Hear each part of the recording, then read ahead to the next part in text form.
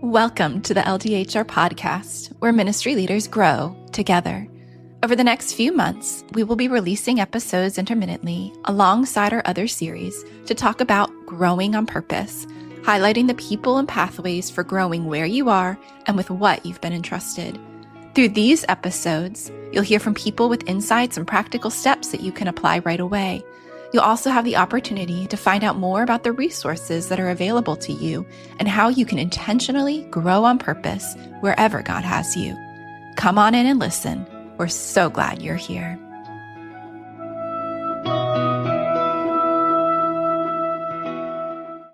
Ben Sparkman, welcome to the LDHR Podcast. I am so glad you're able to join me today. As we begin, could you share a bit about your crew journey and the role you are currently serving in?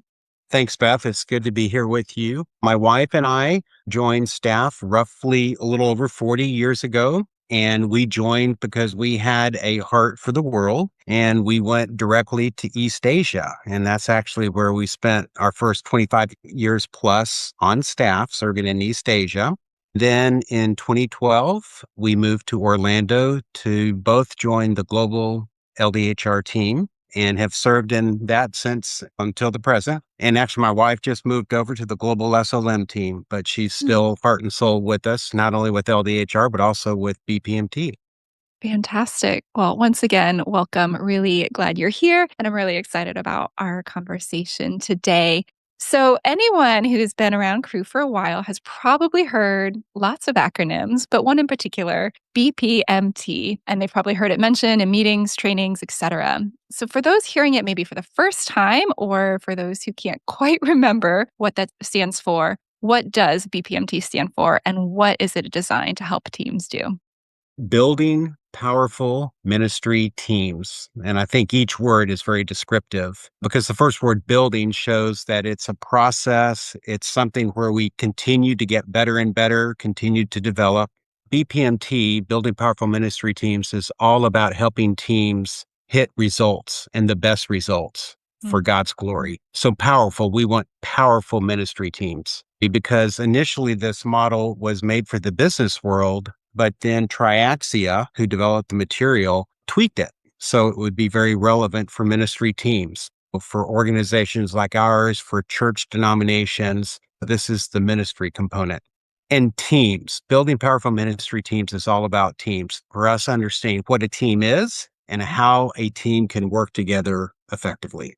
Great. Thank you for defining that for us. So building powerful ministry teams. This tool is built around 6 components that contribute to healthy, effective teamwork. Could you briefly walk us through each one and why it's essential? There's 6 components, but they're all based around the word cooperation. So when you see our framework, you will see the word cooperation going all the way throughout. And the first component that we focus on is common purpose, which is the reason for our cooperation. Why are we a team? The second is clear roles, which talks about the strategy for our cooperation. The third is accepted leadership, and it talks about the structure of our cooperation. The fourth, effective processes, is the method for cooperation. And then it moves into solid relationships, and it is the climate for cooperation. And we'll talk about each of these words is very important, but the word climate is very important in solid relationship. And then lastly, the 6th component is effective communication, and that is the means of cooperation. Fantastic. And as you said, we will dive a little bit deeper into each one of these, but let's just take kind of a big picture overview. And as you were walking through even just the name, BPMT, you pulled out the word team. And I know that the model is very intentional in defining what a team is. So how does BPMT define a team, and why does that distinction matter? Yeah, and actually what BPMT will do is kind of define the difference between a team and a group. And the biggest distinction between teams and groups is the results and the kind of results and the power of those results. The definition that BPMT talks about, actually, I love this. The definition is a team is a group of interdependent people who are committed to a common purpose and choose to cooperate in order to achieve exceptional results. And in this definition, we have a lot of, really powerful, important words: interdependent people, committed, common purpose, choose, cooperate, exceptional results. But what we focus on in this definition is actually the word choose, because a powerful team chooses to collaborate or to cooperate to the highest levels so that they can see exceptional results. I like that definition a lot. And I think there is a lot that can be unpacked in that. I really like that intentionality of choosing to work together. It's not an accident. You hang out with a group of people all the time, but there isn't that cooperation. There isn't that intention to work together to get results. And so I think that is a really helpful definition when we're thinking about teams and teams working together, as you said, towards that goal and towards those results and very specific results. The model also talks about synergy. And I know that's a word people kind of throw around, they use a lot, but it can mean different things to different people. How does BPMT define synergy, and what does it actually look like when a team experiences it? Yeah, that's a great question, Beth. And I'll give the definition, but then I'll also just add something that I love about BPMT. Synergy is the working together of two or more people where the results are greater than their individual efforts or capabilities. In other words, it's not saying 1+1 is 2, but 1+1 is 3, or 1+1 is 4 because of the power of synergy. But what I wanted to point out is when we often do a BPMT workshop, which is the normal way that we go about bringing BPMT to bless a team, is the fact that we allow them to define it. So what does synergy look like on your team? What are spiritual dynamics of synergy? How has synergy been built and how has it broken down? So one of the ideas of BPMT is we bring a framework to them, meaning the facilitators bring the framework, but we are not the experts. The team itself, they are the experts. So they have to define, what does synergy look like for them and what do they need to do to build it? Fascinating. Can you think of any examples of a team and what they have come up with to give us just a little deeper picture into what that looks like? Yes and no. I will answer that in this way too, because what we also try to do is we let the teams have their own discussions. So as facilitators, unless we're brought into the discussion, we often just kind of sit to the side and we'll define things. But what we have noticed time and again, whether it's discussing the definition of team, whether it's discussing synergy, any parts around the wheel, what we have heard teams say often is this question just allowed us to discuss something that we've been sensing, but we didn't know what it was. And this question allowed us to get to some key issues. And synergy is often one.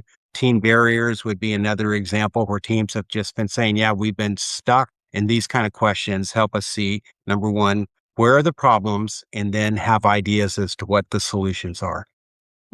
That's really powerful, asking those questions and allowing teams to just sit with that for a little while and discuss it. Sometimes they're so busy just doing in ministry, but it sounds like the workshop is giving them also a chance to process together, which also helps them come together and work together as a team. That's great. So let's dive in just a little deeper into each component. The first component you mentioned is a common purpose. Why does the model begin there? And what happens when a team skips this step or isn't truly aligned around why they exist? Yeah. In a word, if you skip this step, you're just not going to be a team. Okay. Common purpose and the reason for our cooperation. Why do we exist as a team? What has God called us to do? What results are we coming together in order to see accomplished? So Triaxia, again, the company that developed this framework in the first place, would say that 70% of team success is due to a common purpose that is clear, compelling, and common. It involves everyone in the team. It moves everybody in the team. It moves their hearts. They're very clear about what they're being called to do. And we've often found in workshops that teams think they had a clear purpose, but once they start discussing it, in a deeper way and going through a little bit of an evaluation tool, they can find out they can make the purpose more clear, more compelling, and involve everyone on the team to a higher level. That's fascinating. 70% is riding on this one component. Yeah. That's crazy, but it makes sense because otherwise everyone's going to be pulling in a different direction. They need to have their North Star of where we're going. And Beth, that's a great word because we talk about alignment and it's where the team, it's kind of the power for the team. It's the secret ingredient. I've often called common purpose a team leader's best friend Mm, because if the team has a clear common purpose, it draws everyone together. You have the motivation, you have the alignment, you have the power. So yeah, mhm. very, very, very important. Absolutely. The next two components are clear roles and accepted leadership. These can sometimes be challenging conversations for teams, but why are they so foundational and what changes when they're in place? Yeah, clear roles is kind of a tricky one because it's a very involved session when we do it in a workshop. As I said, it was the strategy for our cooperation. How do we come alongside so we are working together to achieve the purpose? And so we talk about things like what is my part of our job? What is your part of our job? And that we use people's spiritual gifts, Mm, their strengths, their motivations to fill in the gaps, to do what we would call common roles and informal roles on the team. So not just being the finance manager, not just being the team leader, but who's going to be the prayer champion? Who's going to be the encourager? Who's going to be the person who holds us to our deadlines and keeps us working? So we have all of these informal roles that we talk about in clear roles that really provide the power for a team and the synergy for a team. And the other thing is that if you're familiar with LDHR, you should be very familiar with the position focus. mm, And in BPMT, we will often say at the end of the session, in order to really make the most of clear roles, we need to have good position focused conversations with the team leader. And the other team understands what our position focus is.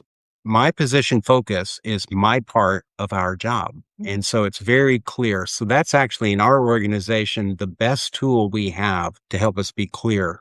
That's a really helpful perspective of how position focus even ties into this model. And it fits right into those clear roles. Like you said, what is my part? And again, I think of Paul's example of we are the body of Christ and, person's a hand, one's a foot. And it's like saying like, I'm a hand. This is what I do. And this is what I do well. And the foot saying, that's great. This is what my role is, instead of them not knowing or not being clear of, wait, what do I do? So I think that's a really helpful perspective.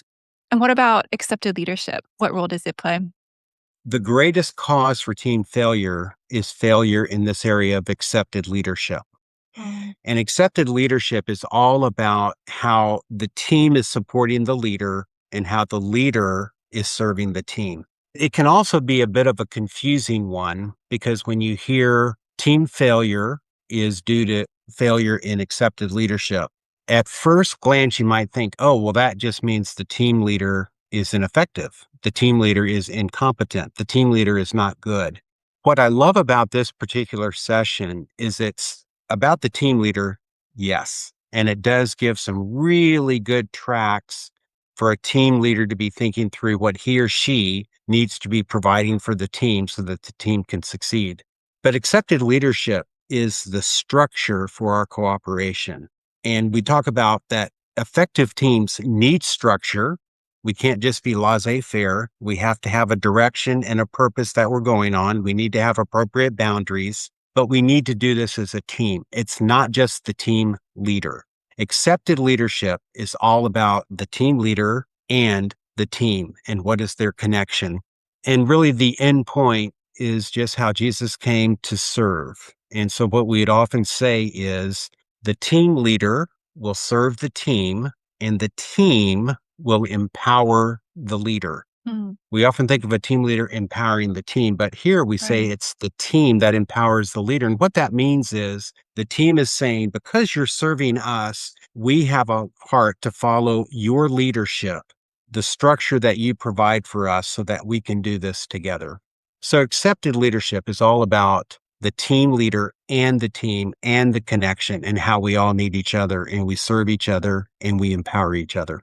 There's a lot of choice in that, a lot of choosing to cooperate, as you said at the beginning. And I think that is powerful for everyone on the team individually to say, I choose to empower the leader. I choose to lead this team. And so I think a lot of encouragement in that and a lot of freedom to say, I'm going to be working towards this common purpose together and I'll accept this leadership. That's great. The fourth component is effective processes. What do we mean by that? And how does BPMT help us think differently about processes and what role do they play in helping teams thrive? Well, number one, we do BPMT workshops all over the world. But another thing that we do are BPMT diagnostics. And that's where a team can answer, like, for example, there's one on performance, which takes you around each part of the wheel from common purpose all the way to excellent communication. And whenever we do that, we kind of rate where are we strong and where are we weak. I think our diagnostic of our diagnostics is that on 95% of the teams that do the BPMT diagnostic, effective processes is number 6. It is our weakest area. And part of the reason is what you just said, Beth, is we are an organization that attracts entrepreneurs, high energy people, and we go, do, but we don't often reflect. And we don't evaluate, and we don't take the time to say, how can we be more effective in our cooperation? So effective processes is all about the method of our cooperation and how can we cooperate smarter? How can we work together in a smarter, more effective, more efficient way? And what I often try to say is, and just make sure your processes do not become purpose. And by that, I mean, sometimes we say, oh, well, here's our policy and we serve a policy. But that's actually not the way it's supposed to be. That's backwards. Our policies are supposed to support our common purpose. Our processes support our common purpose. So anytime that we find a policy or a process is not serving our purpose, we need to change it. And that's the power of it. It's not serving the process. It's allowing the process to serve the purpose. And that's a very important distinction. That being said, when we do a workshop, we will often find that people can make the greatest, fastest progress in this area of effective processes because they realize, oh, our meetings are not effective. How can we make our meetings more effective? Oh, we'll do a team process check. And you can see overnight improvement just because you're saying, how can we make this better? What are we doing well? What are we not doing well? And then how do we change it? That makes a lot of sense. And I think that's fascinating that 95% of the diagnoses that you do put this as number 6, but it doesn't surprise me either. But it's also encouraging that teams who say, we want to focus on this, we want to grow in this, see great results when they do actually put a little bit of focus on effective processes. And the final 2 components are solid relationships and effective communication. These often feel like soft skills, but they're anything but optional. What tends to happen when either of these is missing, and how can teams intentionally strengthen them? Solid relationship, and they choose the word solid for a purpose because they kind of talk about we can be friends because we have the same likes and dislikes. We like spending time together. But a powerful team, and this comes out in clear roles, needs an effective diversity. And oftentimes we'll find that when you're very different from somebody, it might make you powerful as a team, but it's not like, oh, we're just going to go hang out all the time. So we make the distinction between solid relationships and best friends. And what we say is, yes, you can be friends with people on your team, but you don't have to be best friends. You are there as a team because God has called you there to accomplish a purpose. And it is the climate of cooperation. And what we're looking for are relationships that are solid, are relationships that when the storms come, when the pressure comes, that relationship is solid. You can trust in each other. You can rely on each other because you've built a very solid relationship. So in this session, we'll oftentimes talk very deeply about what does it mean to trust and to be trusted. Trust is an incredibly important part of solid relationships. And then another, we talk about team operating principles, or some people will call them team norms. And these are how do we work together? How do we covenant together and say, this is how we're going to cooperate as a team? And I think what BPMT will say is we don't only want to accomplish the purposes that God has given to our team, but we want to do it in such a way that we still like and love each other. So it's not only what we do, but how we do it. Mm. And solid relationships often speaks into this is the how we do it. These are our operating principles, and this is what we're going to hold each other accountable to. Then moving on to excellent communication, it's the sixth component, and you can kind of move from one part of the wheel to the other. There is a logical progression that goes through. And part of the reason they would put excellent communication in the very last spot is because it feeds back into common purpose. And we will notice that one of the ways that we keep our purpose clear and common is through excellent communication, recasting the vision. This is why we are together as a team. You cannot overuse that. You just have to bring people back to it all the time. And in excellent communication, we will talk about what good communication is. We'll talk about assumptions about communication. For teams that have multicultural aspects, we'll maybe look at some of the multicultural aspects that will either help or hinder us in our communication. And then what I often like is BPMT is very action oriented. And there's what we call a communication inventory, which will allow a team to look at 15 different areas of communication on their team and find out where are we strong, where are we weak, and maybe what are some improvements we can make to make our communication more effective. That sounds like a really helpful exercise to do and to do with your team. To talk about communication, sometimes that might sound a little redundant, but how powerful that is to help put people on the same page. And you mentioned on our teams, we often have very multicultural teams, intercultural teams. And so for those people who are listening, they might be living in a different culture or context or working on a team like this. Have you found that these 6 components translate well across cultures? And are there any components that tend to look different depending on where people serve? What we have found, because we've pretty much done BPMT in every national ministry, almost everyone, and the results are, how shall I say, they're the same in that people have said, this has helped us talk about things that we just didn't know. We've now realized things about our team. We've realized new opportunities. That happens everywhere. How they get there is very different, kind of based on their culture. Some cultures, more outgoing, more open, some more would be a little bit more private, for lack of a better word. But what we've noticed is because BPMT is about the team, and we just create a safe, honest environment for a team to enter into these discussions. And if they do so wholeheartedly, they will see progress and hopefully will continue on in that. So we've actually seen that this framework works across every culture, but its expression will be different. A workshop will be different in one culture as opposed to another, just based on that culture. And then we've also seen it be very effective with teams that have people coming from 6, 7 different nationalities, even different languages. And it's just fun to see people interacting at a very high level. So yeah, it's a very, very good cross-cultural tool.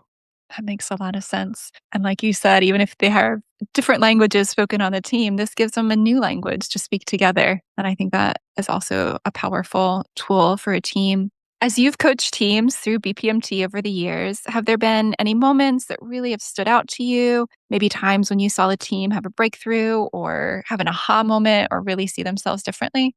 This will be a yes and a no. Pretty much every time, lots of aha moments. And usually because we facilitate, so we describe things, but then we leave them with questions that the team will discuss. And so many times we see these teams just realizing, okay, we should have seen this, but we didn't.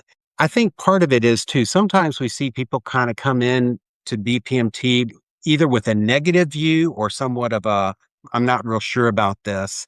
And it's just been really fun to hear at the end, some people stand up and say, I actually didn't want to come here, but this has been a very valuable 2 days that we have spent together and we've invested well. And on that note, what I also love about BPMT is, yes, it's 2 days, sometimes 2.5 days, sometimes 3 days, even 4 days. I mean, there are different expressions of BPMT, and you can do it in a shorter way or a longer way. But what we do is we accomplish work. It's not like you're taking 2 days away and you're just learning skills and knowledge.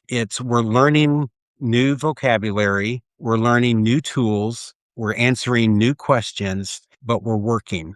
And so it's never a waste of time because the workshop is built around a team coming together with an important team task, like a critical path step, and then coming together and saying, how are we going to work on this for the next 3 to 6 months? I love people coming in saying, oh, I thought this was going to be a waste of time. And they walk away saying, we got more done in these 2 days than we would have in a month. That's really encouraging and really great to hear. Yeah, people's perspective change. But I understand too, sometimes going into things like that with a bad attitude. I've been there too, but it's also a testament to the power of God working through a tool like this to really help teams, giving them space to talk, to process together. Like you said, to work together on a task as well. So you've been using this model for some time now. But Ben, how has it shaped you personally and the way you lead and work with your own team? Yeah, as I said, it kind of gives me a framework and a model to think through. Now, how are we bringing this into our team? What are some questions we need to discuss? Maybe what are some tools or evaluations that we need to do? That's certainly it. But I think in kind of taking a step back, what it also allows me to do is to see the power of feedback. Hmm. BPMT, and specifically the training of BPMT facilitators, is probably the most fertile ground for healthy feedback, both giving and receiving, that I've experienced in my 40 plus years on staff. And to see how people will say, oh, I loved it when you did this. Oh, next time you might consider this. It's an area where we just give such healthy feedback. I'm not a person, like most people, who just says, oh, what did I not do very well there? I'm not a person who asks for feedback, but it's just built into the BPMT culture. And that's one of the things that has actually blessed me as a leader myself, because it's given me a much not only healthier understanding of feedback, but just lots and lots of experience in healthy feedback. I've really am very thankful for that. That's a really beautiful picture of just being able to be on a team where you're able to give and receive feedback well. And like you said, the model just feeds into that, building the trust, building the cooperation of working together. And it creates that safe space for people to give and receive feedback so we can grow. And that truly is a gift. So if someone's listening and they're thinking, I've never done this with my team and I'd really love to learn more, where would you point them? Well, the first and easiest answer is you go to the llama, and the llama will always point you in the right direction. So that's the easiest go-to for anybody on the ldhr.org site. But another one is just go to your national LDHR leader, who will either know about BPMT and connections for that, or will be in touch with the regional LDHR leader. And all of those are in good connection with the sub-team that I lead, and one of our key areas of focus is BPMT. So it's very easy to connect the dots. Right. And for those listening, yes, ldhr.org, find the llama, click on that, or you can email the llama@crew.org and ask, and we'll get you connected. Finally, Ben, as we wrap up, what's one idea or mindset shift you would hope listeners would carry with them the next time they work with their team from our conversation today? I would say take the time to talk about your common purpose. Just saying, why has God brought our team together? And just thank the Lord for the privilege that He has given you to focus on that mission. Because BPMT is all about mission results and what the Lord has called us to do for His glory. So I would just say, yeah, take some time and glory in the fact that God has given you a common purpose and the privilege that is to work together. And then if you realize, oh, we need some work on that, well, maybe BPMT can come alongside you and become even clearer in that purpose that the Lord has given you. I love it. Start with the common purpose. Why are you there? It starts with that. Well, thank you, Ben, so much for your time and walking us through the BPMT model. Really appreciate it and your insight into this. Thank you. Thank you, Beth.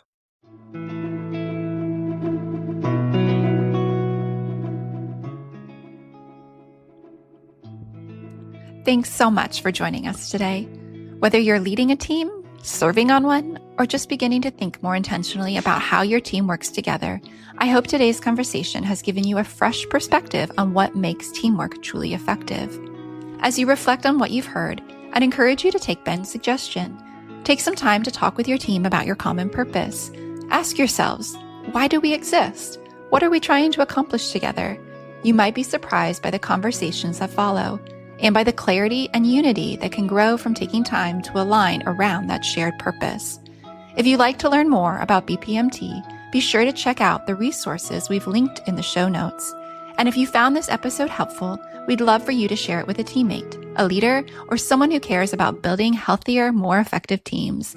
Those simple conversations can have a lasting impact. Thanks again for listening, and we'll see you next time.